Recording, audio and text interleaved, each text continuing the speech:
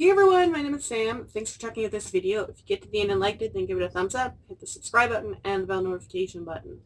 I know this is always called Rambling Librarian. Fair warning, this one is going to be more of a rant. I got really angry about this topic, just in general. But with the changes that have happened in the last, month or two, it's going to be more of a rant. So I've talked about metered access as a thing in brief passing before.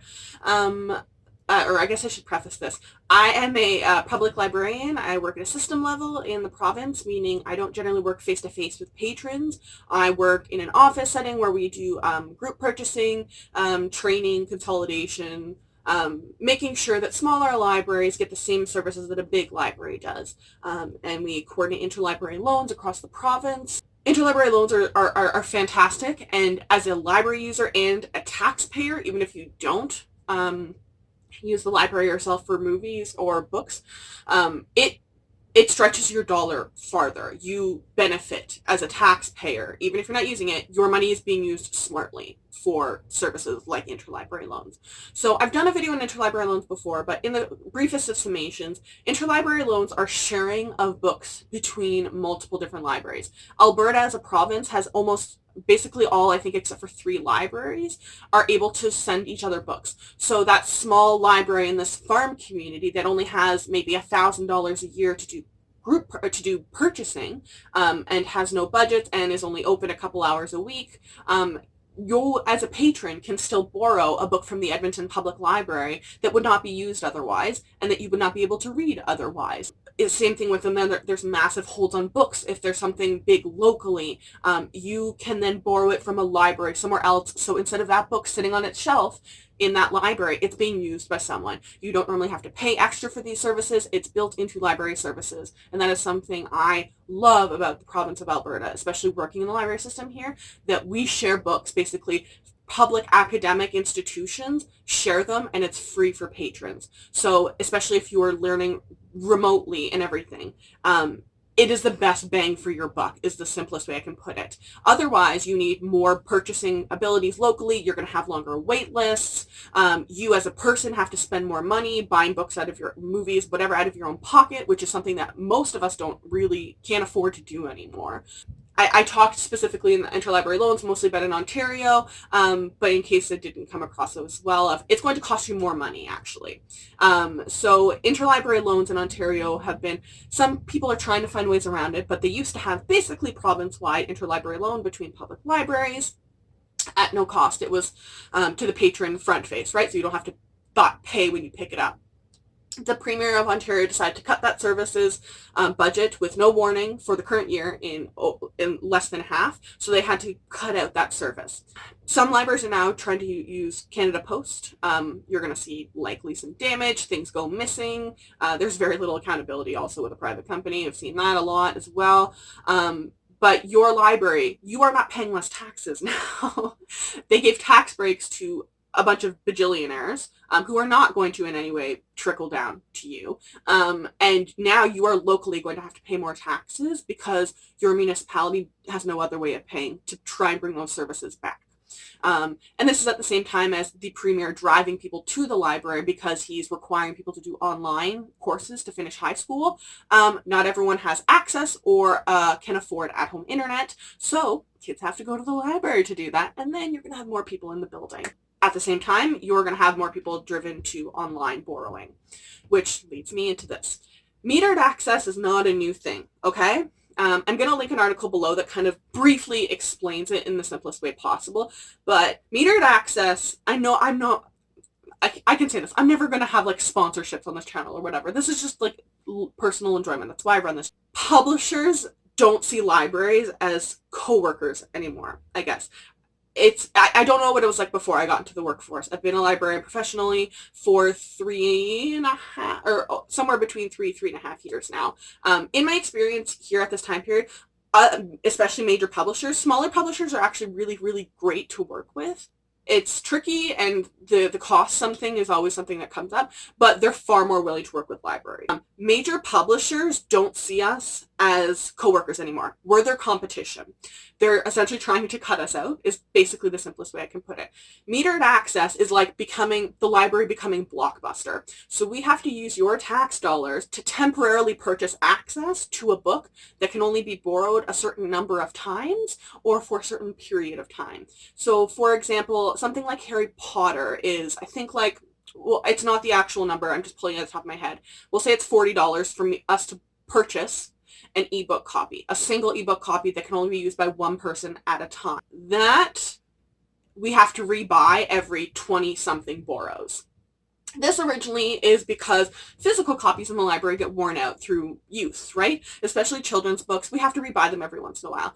But with physical books, if we know we can't afford to repurchase this, we, as libraries, we get creative with book repair thing is a real thing in libraries. Glue, tape, everything, duct tape. Like, I've seen it, just keeping books together because we can't afford to purchase it again right now, or maybe it's out of print.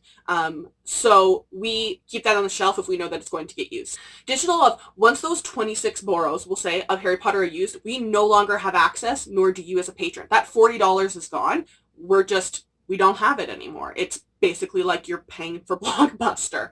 And this is the vast majority of libraries are taxpayer funded. These are your tax dollars. Again, even if you're not using the library, your tax dollars go to the library. Not an elaborate amount, I wish, but they go to the library. So it would appall you how much money we would just your library has spent keeping the first book of Harry Potter on ebook available to you. Not the audiobook, not the 6 other books, not the Hogwarts libraries, not the Fantastic Beasts and Where to Find Them, just Harry Potter and the Philosopher's Stone, single copy on ebook, okay? It's thousands of dollars a year from what I've seen just in our area. Just in our area.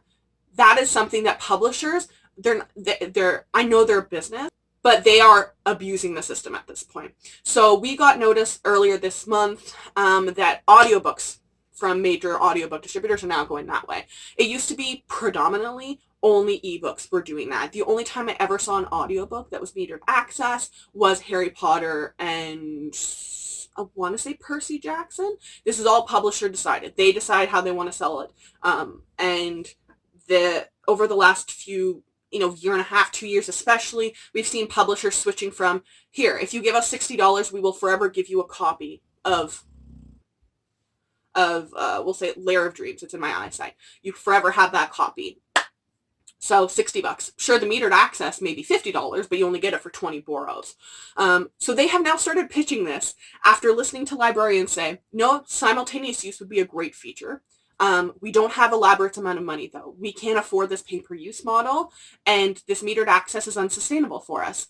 Publishers heard none of that, despite the fact we've been screaming it for years, and decided, for the financial benefit, and this is literally terminology they've used in emails, for the financial benefit of libraries, we've created a tiered system. So children's books are cheaper than adult books. That was already the case.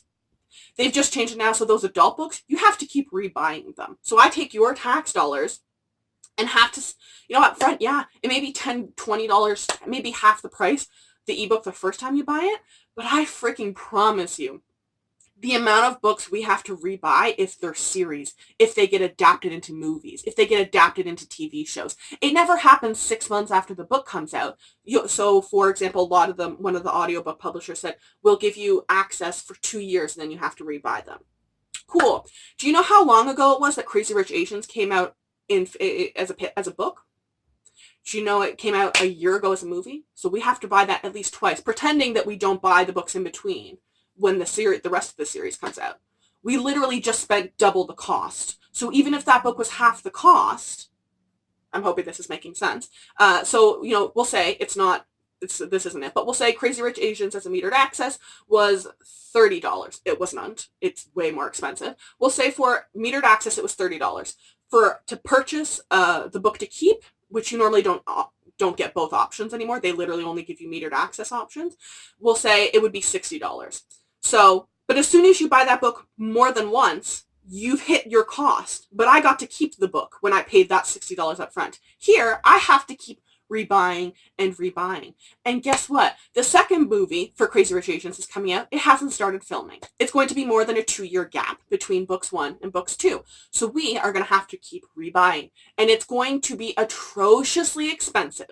Libraries and your tax dollars do not have the money to do this. So as library users, you are going to see bigger holds, fewer copies, and a priority put on newer and higher demand releases. So great, if you are releasing a New York Times, congratulations. Leigh Bardugo's not going to have a hard time. This isn't a shot at Leigh Bardugo. We're not going to have a hard time justifying buying Leigh Bardugo's book. No, what we will have a hard time justifying is indie books. Books about minorities, LGBT, things that aren't hypey trending from major publishers. We don't have more money to put at that. They're going to get the same amount of money from us. You as patrons are just going to have no books to keep. We have to just keep rebuying them for forever. And you are going to see gaps in series, especially when we can no longer afford to rebuy the books. So series, if it's Harry Potter, you're never going to not have that in your collection. But if it's something like, I'm reading Samantha Shannon right now, we'll say the Bone season. There's been a large gap in the book's publication date. Books 4, 5, and 6, and 7 in that series have to basically be New York Times bestsellers at this point for us in order to justify rebuying books 1, 2, 3, and 4. And it gets even more difficult because we all know we'll read books 1 or 2 in a series and then decide, oh, I actually don't like this book. I'm not going to continue on with the series. So there are more people that will read book 1 and 2 than there are book 3, 4, 5. So we have to keep rebuying books 1 and 2 more often. Okay, the earlier on in the series, we have to keep rebuying. We've had publishers as well that are going to be delay releasing things to libraries. So they see us as taking business away from their new releases. So a lot of them are saying, 3 months after a title is released, we'll allow libraries to purchase it. So they want you to want to desperately, desperately read that book so badly that you will spend your money on Audible, because this is an audiobook specific one, on Audible. And they want you to spend that money rather than use the library, because apparently the only reason people use the library is to circumvent paying for things, not because they don't have money, which is literally the entire premise of millennials, is work 4 jobs, have atrocious student loans, can't afford rent, living, and any entertainment things. But sure, we're just la-ti-daing around having to pay for entertainment. I'm I warned you, it's rain. Really, all this is going to do is drive up pirating. And it's an idiotic move to the millionth degree.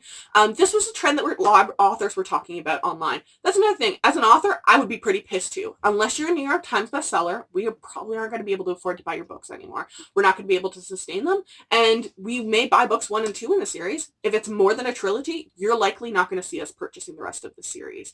You have to have a high enough demand. You have to have Harry Potter, Leigh Bardugo hype status. And the rarity of that, it's not good for you as an author. It's not, like, as I said, you're not getting more money out of this deal. We just have the amount of money we have. Libraries don't, out of the joy of our heart, work for less than we should, look for donations monetarily or for materials to run freaking programming. We don't enjoy working in buildings that have leaking roofs and mold in them. We don't enjoy working in areas that don't have freaking street parking. We don't enjoy working in areas that have to have metered parking because the city needs the money. We don't, out of the joy of our hearts, like working in libraries. There are literally, I'm not even exaggerating, they're freaking portable sheds because the community wants access to a library but cannot afford a proper library. Publishers don't give a crap. They just want more money. And there's an aspect of business, but there's also ethics. They're wanting readers' money more than anything else.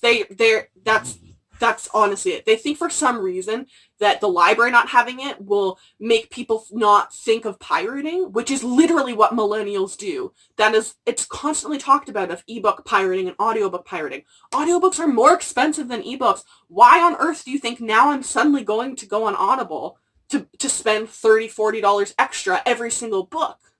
Especially outside of the United States, where ebooks and audiobooks are more expensive even than the United States. So there's a plethora of issues that I would be pissed as a taxpayer, which I am. I'd be pissed as a patron, which I am. I'd be pissed as an author. I'm pissed, but I'm not an author. I'm pissed as a librarian. This literally doesn't benefit anyone other than pirating sites, which they're going to see more use of. That's just the truth.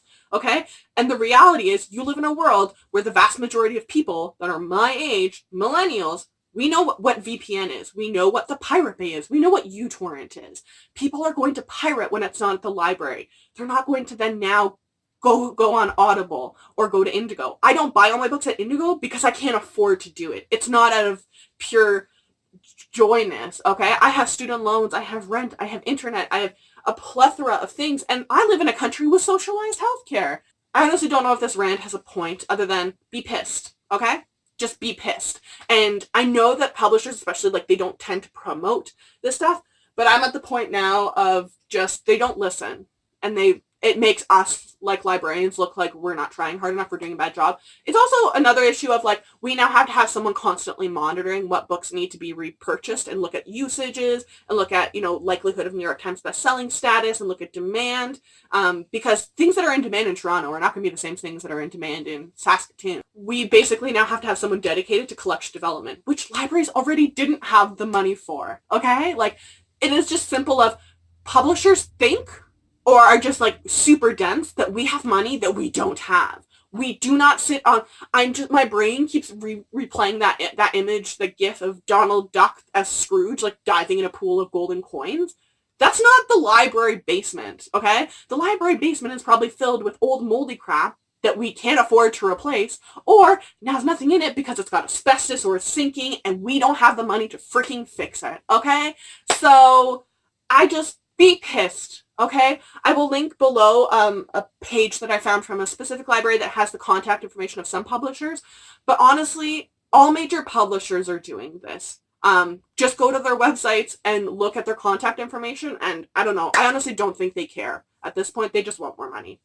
But then they'll go and complain about pirating. So, you know, it's an interesting situation and world we live in. But that is the end of this rant. In summation, be pissed. This is your tax dollars. And you could literally buy a boat.